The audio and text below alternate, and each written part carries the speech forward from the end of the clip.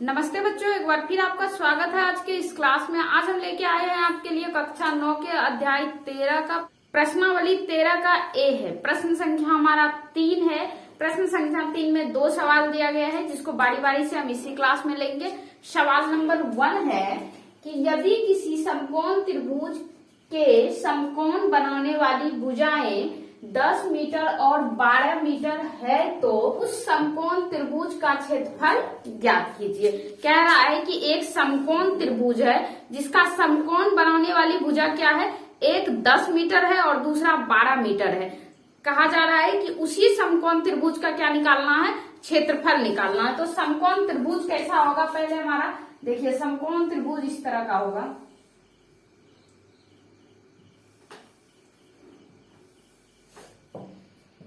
ये A है, ये B है और ये C है। ये 10 मीटर होगा, ये 12 मीटर होगा। ये 12 मीटर है, ये 10 मीटर है। कह रहा है कि ये समकोण त्रिभुज जो है, इसको समकोण बनाने वाली भुजा दिया हुआ है तो इसका क्षेत्रफल निकालने का रहा है।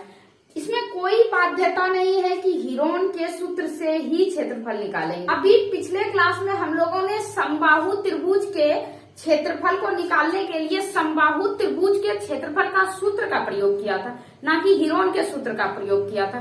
लेकिन आगे चल के इसी चैप्टर में ऐसी बाध्यता है कि उसको हीरोन के सूत्र से ही सॉल्व करना है। इसमें भी कोई बाध्यता नहीं दिया गया है। जब बाध्यता नहीं दिया गया है तो हम लोग समकोण त्रिभुज का क्षेत्रफल कैसे निकालते हैं।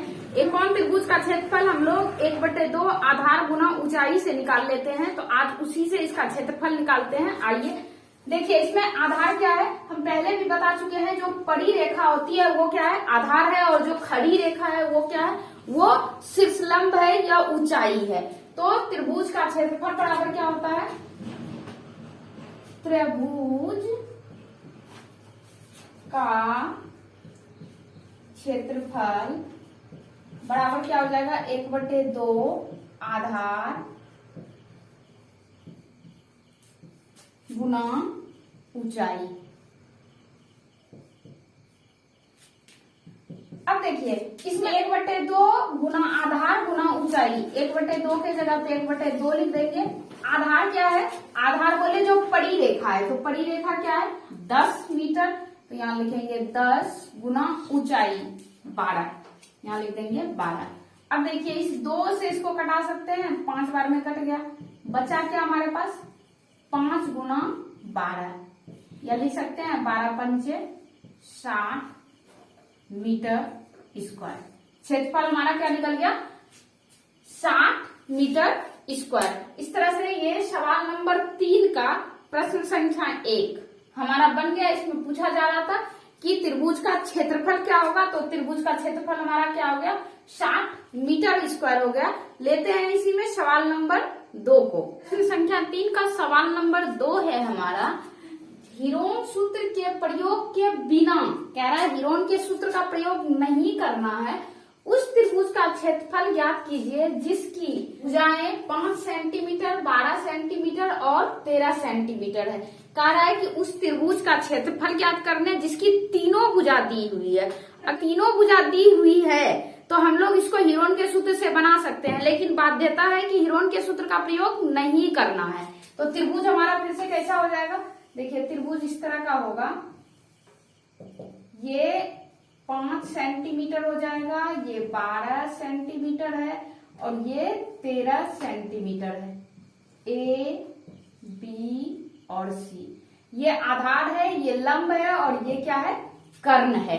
तीनों भुजा दिया हुआ है। अब कह रहा है कि हीरोन के सूत्र का प्रयोग नहीं करना है, तो फिर से हम लोग क्या करेंगे, वही त्रिभुज का क्षेत्रफल निकालने के लिए जो हम लोग साधारण सूत्र का यूज करते हैं, 1/2 आधार गुना ऊंचाई, उसी से हम लोग इसका भी क्षेत्रफल निकालेंगे।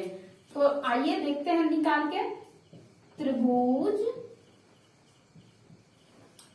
का क्षेत्रफल बराबर 1/2 आधार गुना ऊंचाई। 1/2 आधार के जगह पे क्या लिखेंगे 5 और ऊंचाई क्या है 12। देखिए इस 2 से इस 12 को कटा सकते हैं 6 बार में, तो बचा क्या हमारे पास 1 गुना 5 गुना 6, या लिख सकते हैं 1 गुना 5, तो 5 हो गया, 5 गुना 6 करेंगे तो 6 पंचे 30 सेंटीमीटर स्क्वायर। क्या हो गया, त्रिभुज का क्षेत्रफल बराबर हमारा क्या निकल गया 30 सेंटीमीटर स्क्वायर। इसमें तीनों भुजा दिया हुआ था, अगर हम चाहते तो इसको हीरोन के सूत्र से बना सकते थे, लेकिन इसमें बाध्यता है कि हीरोन के सूत्र का प्रयोग नहीं करना है। इस तरह से हमारा सवाल नंबर 1 और 2 दोनों बनकर कंप्लीट हो गया। मुझे उम्मीद है कि आप इसको बहुत अच्छे तरह से समझे होंगे, इसको समझने में आपको कहीं कोई दिक्कत नहीं हुआ होगा। इस तरह के और भी सवाल को सीखने के लिए आप हमारे साथ बने रहिए। इसी के साथ लेते हैं विदा, मिलते हैं अगले क्लास में, तब तक के लिए गुड बाय।